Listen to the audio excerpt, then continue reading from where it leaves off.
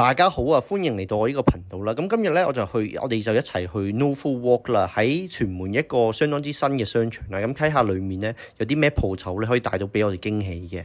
咁我哋而家由出面咧就會行到去裡面啦。咁我就見到左邊有間71啦。咁我哋而家就經過兩間地產鋪頭啦，利嘉閣加美聯啦物業啦喺隔離啦。咁喺出面啦，咁都幾呢個時間咧係食飯時間啦，所以都幾多人喺度食飯嘅。我哋而家行過就見到美心 MX 啦，咁裏面咧都相當之大嘅。嗱，咁呢個商場咧，我哋介紹下先，係2024年開始嘅，5月開始正式開幕啦。咁大概有5萬尺到嘅，都有大概40間鋪位啦。咁其實都好多唔同嘅鋪頭啦。係啦，你見到有唔同嘅類式嘅食物啊，同埋生活用品嘅鋪頭喺裏面，一陣間都見到係啦。咁我哋而家呢一間就係一間西式嘅漢堡餐廳啦，係啦。咁呢個位置咧都幾方便下嘅，因為呢度有巴士咧 K54啦，其實可以搭到去兆康站嗰度嘅，係啦。咁呢度就係一間台灣嘅食品啦，前面就係雲村啦。咁夜晚你要見咧都相當之多人嘅，係啦。咁其實呢個位置呢個商場都係區內一個好受歡迎嘅一個熱點啦，係啦。咁我哋呢度咧就見到牛奶冰室啦。咁牛奶冰室呢個位置咧，夜晚咧都幾多人下嘅，係啦，因為佢價錢都唔算貴啦，同埋佢嘢食咧都嘅質素都幾好嘅，係啦。咁我哋而家就行到 Novo Walk 嘅門口嗰度啦，係啦。咁夜晚咧都見到幾多人行出入啦，同埋夜晚呢個景咧都幾靚下嘅，所以都見到環境都幾舒適啦。又幾空曠啦，係啦。咁一陣間咧，我哋而家就行入去睇先，係啦。咁我哋喺我哋前面咧就見到 Starbucks 個 logo 啦，係啦。咁係咯。咁我哋不如Starbucks 嘅時候都閂咗啦。咁我哋左邊咧就係牛奶冰室啦，係啦。咁夜晚都見到咧都幾多人嘅，係啦。喺我哋右邊就係大新啦。係啦，咁我哋左邊咧就有一間主要係賣生果嘅鋪頭嚟嘅，係啦。咁價錢咧都唔算平嘅，不過質素就幾好嘅一間，同埋間鋪頭咧都幾企理啦，同埋整齊嘅。咁之前我買嗰啲生果啊、橙啊、蘋果喺呢個位置咧，其實個味道都幾新鮮啊，好味嘅，係啦。咁我哋裏面咧有另一間地產鋪位啦，就中原嘅地產鋪嚟嘅，係啦。咁都見到好多唔同嘅Novo嘅單位出租啊、放售啦，一間餅店喺左邊啦，跟住我哋有一間 A1 Bakery 喺度啦，咁方便我哋可能我哋樓上嘅住戶啦買早餐食啊，或者買麵包食啦，係啦。咁依間左邊間鋪頭咧就係 OP Beauty 啦，咁主要都係賣啲好似韓式嘅化妝品嘅，係啦。咁依間元朗合興啦，係啦，咁元朗都有嘅，係啦，咁就係賣嘢都好多零食啊、小食啊咁樣嘅，係啦。咁我之前就未食過嘅，不過聽啲人講都幾好味嘅。咁呢度有一間叫亦都係間元氣壽司啦，夜晚都幾多人嘅，加埋吉野家啦。咁吉野家呢度咧，都夜晚都唔少人嘅，因為價錢啦都幾親民下啦。咁我哋入面咧就見到美心 MX 嘅另一個門口啦，係啦。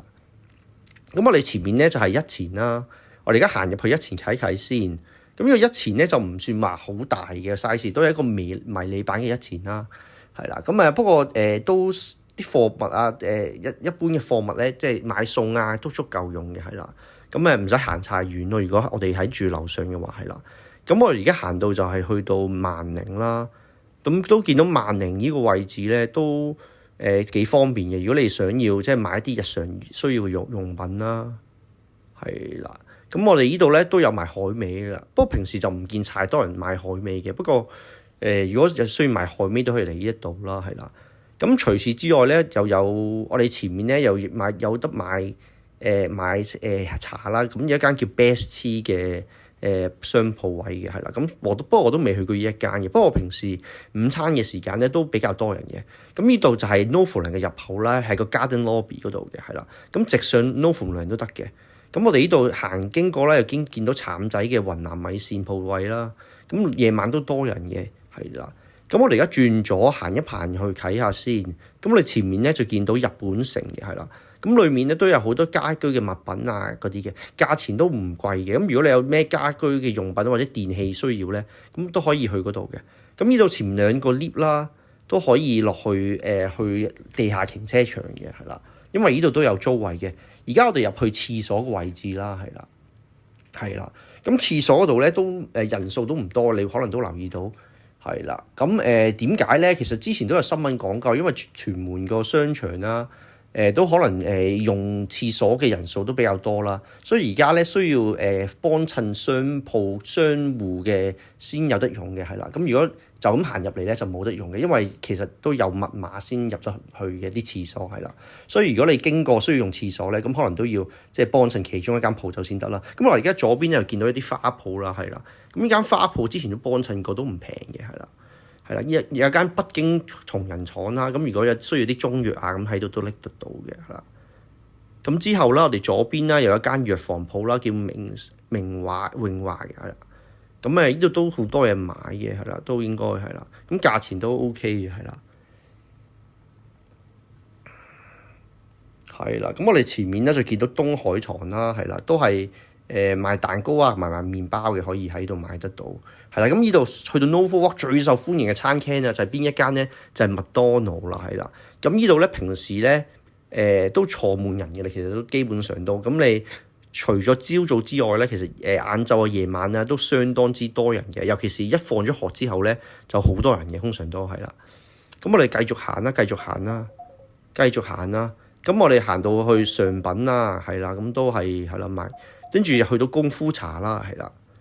咁之後咧，我哋就行到去呢個大新啦，係啦。咁大新就都係買一啲我哋平時需要嘅零食啊，或者一啲需要嘅食嘅一啲嘅或者一啲食物啦，係啦。咁我哋而家行翻出去啦，行翻去翻 Novoland 嗰個方向啦，係啦。咁我哋都見翻你頭先嗰啲鋪頭啦，係啦。咁其實你都留意得到啦，個商場咧都唔算話十分之細嘅，同埋都好多唔同嘅鋪頭啊，同埋啲餐廳可以幫襯嘅。咁如果你住樓上或者附近咧，都好方便。咁其實我都留意得到啦，呢個商場都好多隔離即係村屋啊，或者其他住喺隔離嘅，未必喺 Novoland 住嘅一啲顧客咧，都會嚟呢度幫襯嘅。平時係啦，所以呢度管理得都相當之好嘅，係啦。咁我哋就而家出翻去啦。我哋而家暫時就離開裡面個位置啦，係啦。咁我哋又見到咧，其實出面咧都有幾間鋪頭喺度嘅，係啦。咁而家喺我哋右邊咧就係一間寵物鋪頭啦。咁如果你寵物需要啲入服務或者清潔嘅服務咧，都可以做得到嘅。